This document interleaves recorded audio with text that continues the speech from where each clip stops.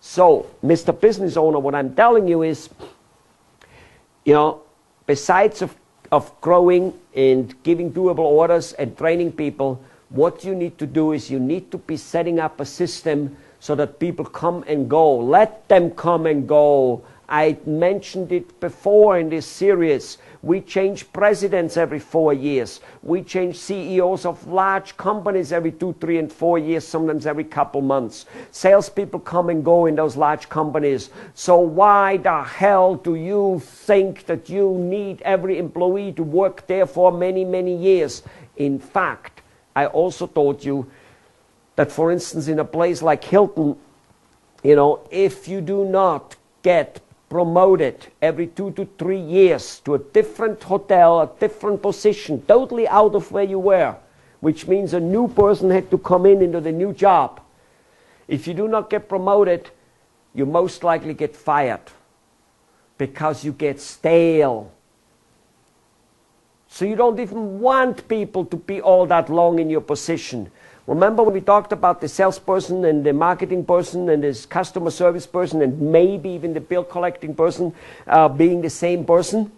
Yeah? You create this monster which cannot move around because he's doing everything. That's, by the way, what most of your business owners do. You have one or two, you yourself and maybe your son or somebody else, which they do everything. You do everything. And that's why you cannot be letting loose. It's an untrainable job for all the people. That's why Henry Ford created the conveyor belt, and he trained lots of people on one small job. And that was easy. It is easy to teach a guy to weld, but it's difficult to teach him how to weld and how to run a mill machine and how to do electrical work and how to plan and design a machine and all those type of things, how to work a lead, and it's very, very difficult. Impossible, in fact.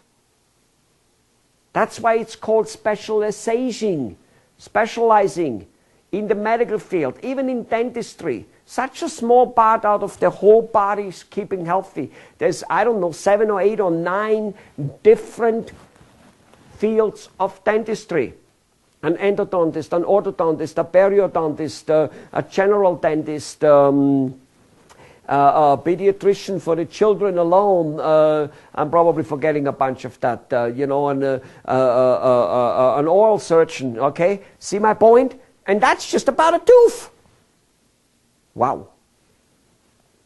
Ladies and gentlemen, so training people for one particular job rather than for many jobs as a package is already one of the big solutions so that people can come and go easy. You don't have to then create these monsters which, if they leave, they're dead. And you don't, after you do train them up for this monster job, they leave because they now get a better job somewhere else, and you just spend a half a year, 2 year, 3 year training them basically till they finally, pull their own weight, and then they leave. Almost understandable that they do, literally, but also your fault that you tried to train them for so many jobs, so it took so long, and they're now putting such a big hole in your organization again because they're leaving. If you would be just working them on one job and one job, all of a sudden you'll be not missing them so much because it's so much easier to replace those people. Anyway, there's some ways on how to do that, and with some of our consulting, we obviously will guide you towards that. Now you might say, my God, but if I have to hire so many people, they cost me so much money. No, they don't, because they make you money.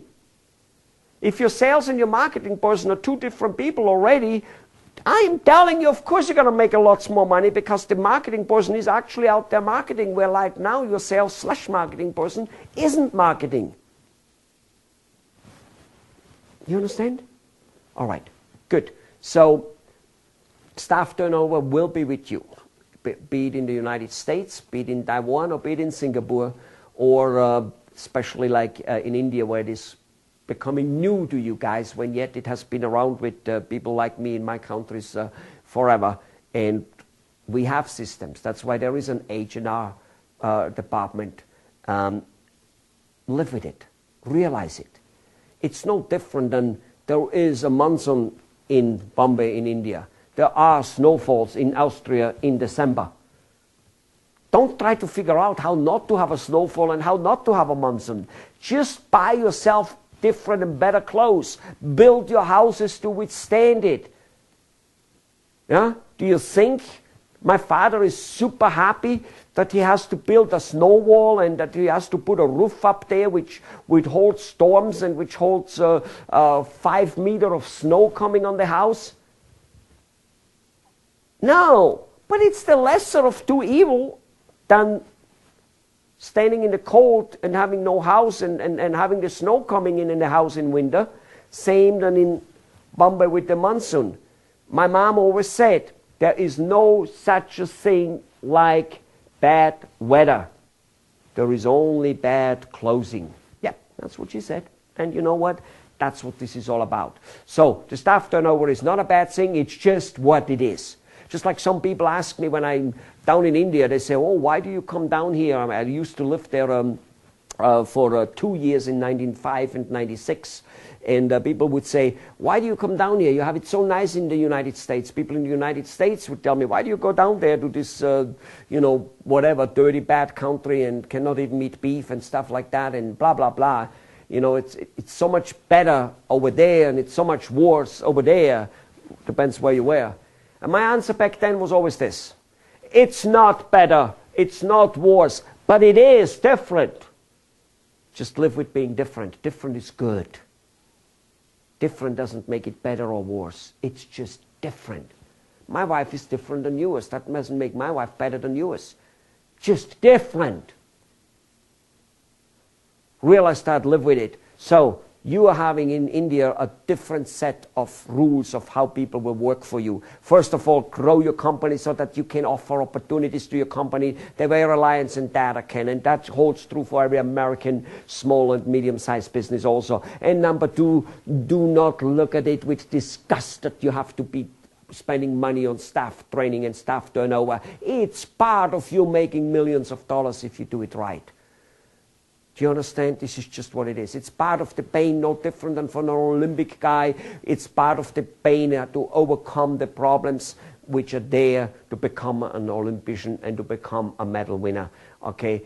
And if there would be no problems, it wouldn't be such a big glory. The result, the return, the rewards wouldn't be so big without some problems. Yeah? People always want to invest without risk and make millions.